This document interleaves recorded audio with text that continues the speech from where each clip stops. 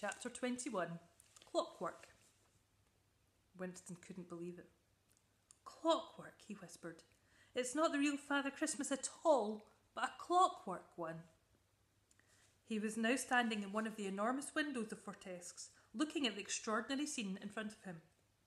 Everything was set up as if they were in Father Christmas's workshop at the North Pole. In the middle of the display stood Father Christmas, but he wasn't a real person at all. He was a lovely and probably very expensive model, but a model nevertheless. I'm afraid so, said Eduardo sadly. We always have lovely Christmas window displays here at the store, but this is the biggest and most extravagant we've ever had. It's taken almost a whole year to plan and make.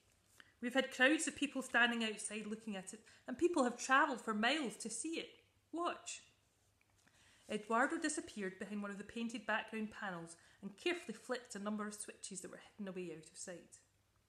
The window suddenly came to life. Lights flickered on and a curtain of pretend snow began to fall behind an artificial window at the back of the workshop.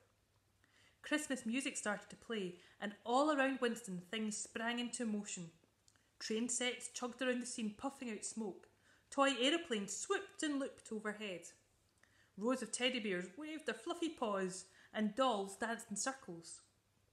Clockwork elves dashed around in hidden tracks, each carrying parcels or toys or bunches of carrots for a reindeer whose head appeared every so often through the workshop door. And then there was Father Christmas himself, surrounded with sacks overflowing with gifts, checking a long scrolling list in his hand, then waving to the imaginary crowds outside. His eyebrows waggled and he smiled, and every so often his big belly would jiggle with glee at the scene around him. It really was wonderful, but Winston couldn't enjoy any of it. He felt so wretched and sad. He tried so hard to deliver his letter, but he'd let his hungry tummy distract him. He should have known that the real Father Christmas wouldn't have time to be standing around in shops on Christmas Eve. And now it was too late to get the envelope to the North Pole. Winston slumped against Father Christmas's boots and covered his face with his ears. Whoever wrote that letter isn't going to get anything tomorrow morning, and it's all my fault, he groaned. Eduardo watched Winston and felt helpless.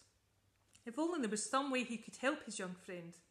He looked about for any inspiration, suspecting he wouldn't find any, but hoping nevertheless. Suddenly his eyes fell on something which planted the seed of an idea in his mind. All might not be lost, Winston, he said slowly. But it is already, said Winston sadly. I'll never get to the North Pole now. Eduardo grinned. I think you might. How? Said Winston, sitting up. Eduardo pointed to one of the toy planes that was busy looping above their heads and said, You're going to fly.